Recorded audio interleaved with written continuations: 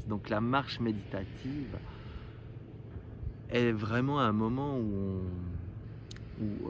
je pratique vraiment le silence de mes pensées pour cheminer avec moi-même vers ce que j'ai besoin sur le moment. C'est un rendez-vous avec moi. C'est comme si je prenais rendez-vous avec moi, comme si je prenais rendez-vous avec d'autres choses. Et puis quand on est en plus, entre guillemets, indépendant, parfois indépendant, on est pris par par le, par le, ouais, l'adrénaline du faire aussi, hein, ça c'est vrai aussi. Puis du coup, on peut mettre ça de côté en se disant ouais non mais c'est peut-être pas le plus important, il faut que je fasse autre chose pour mon activité. Donc toujours le mettre à l'agenda, et c'est ce que je dis aussi aux gens que j'accompagne, c'est en fait mettre à l'agenda des activités qui nous font du bien. Alors là, je parle de la marche méditative, la marche silencieuse en communion avec la nature, mais ça peut être aussi d'autres activités qui sont tout aussi bienfaisantes pour le corps humain, bienfaisantes pour notre système nerveux, qui a besoin d'être apaisé, ralenti. Et à chaque fois, je propose aux gens de se dire, mais de faire un contrat avec eux-mêmes, de se dire, ben voilà, est-ce que tu peux commencer par maintenir une fois ou deux fois par semaine, et puis déjà t'y tenir, parce qu'on a besoin de chroniciser un changement.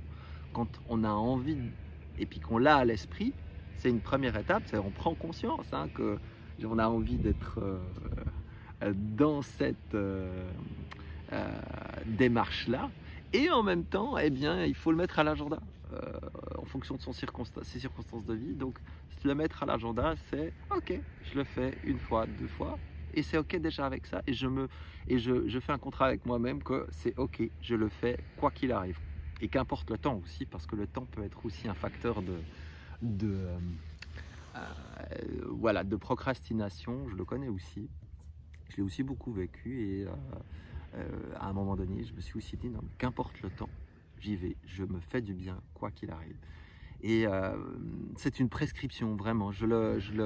Dans mon accompagnement, c'est une prescription, c'est de instaurer, on va dire, un moment avec la nature. Ça, c'est vraiment une des thématiques vraiment que j'aborde souvent dans la prescription, les objectifs, on va dire, dans le processus de maintien du bien-être, c'est aller à la nature, hein. Il y a pas très longtemps encore, et même des quelques années, hein, il y a eu un manifeste ou un article qui mentionnait des médecins au Canada, au Québec, qui de plus en plus prescrivaient 1 heure, voire 30 minutes par jour de marche dans la nature pour améliorer son sentiment de bien-être et réduire son état de stress. Donc, très intéressant tout cela, parce qu'effectivement, de part et d'autre, de toutes les approches, la nature revient, enfin, en tout cas, la nature est là pour nous faire rappeler qu'on peut se faire du bien en s'y connectant, même 15 minutes par jour, 15 minutes tous les 2 jours, qu'importe.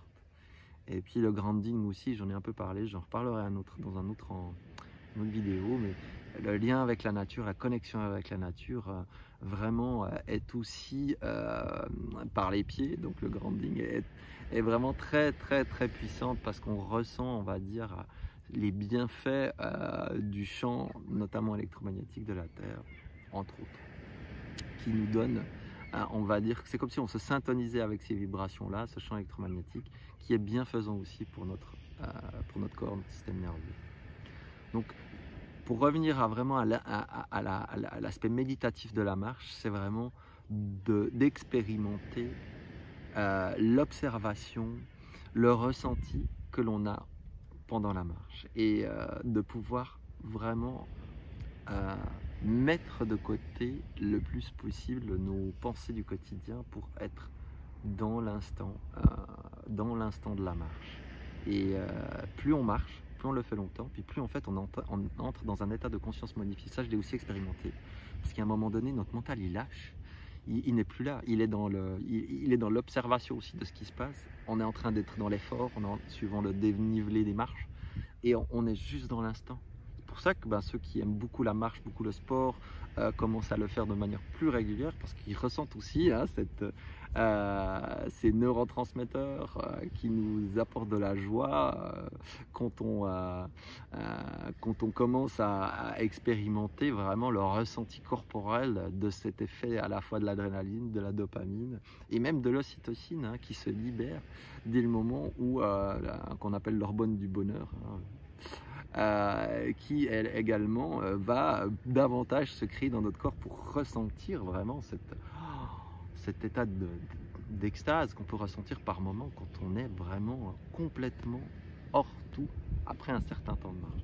Donc on entre dans un état de transe, si on veut, aussi en marchant. C'est pour ça que je parle méditative, ça peut être aussi hypnotique quelque part. Le mot est différent, mais il parle de la même chose. Parce on se met dans un état de conscience modifiée au fur et à mesure qu'on marche et qu'on se relie à la nature. C'est comme si on faisait à un moment donné avec la nature aussi, au-delà du corps que l'on a. Voilà. J'espère que ça vous a donné des clés supplémentaires, vous donner encore plus envie de continuer à vous connecter à votre nature qui est proche de vous. En tout cas, je vous encourage à cheminer dans votre nature à vous qui vous entoure, de la découvrir, de la redécouvrir, hein, et je finirai là-dessus. C'est assez étonnant, mais ma femme et moi, on s'est reconnectés à notre nature suisse quand on y vivait d'alors, au moment où on est parti en Australie lors de mes 30 ans.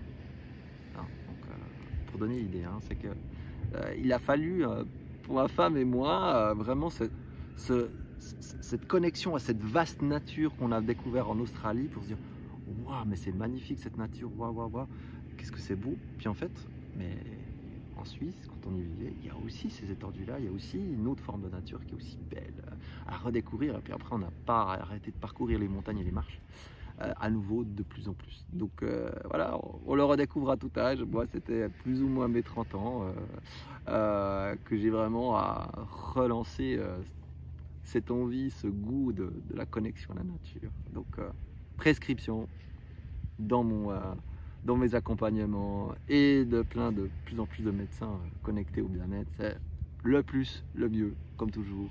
Mais ce qu'on peut faire, c'est le plus important, et de s'y tenir. Et belle connexion à vous, belle connexion avec votre nature, et qu'elle vous apporte le plus grand bien dont vous avez besoin sur le moment, en fonction de ce que vous vivez, pour vous apaiser ou reprendre une autre perspective sur ce que vous vivez. C'est un moment de thérapie en soi. Je vous dis à bientôt et belle découverte ou redécouverte de votre nature. Je vous embrasse.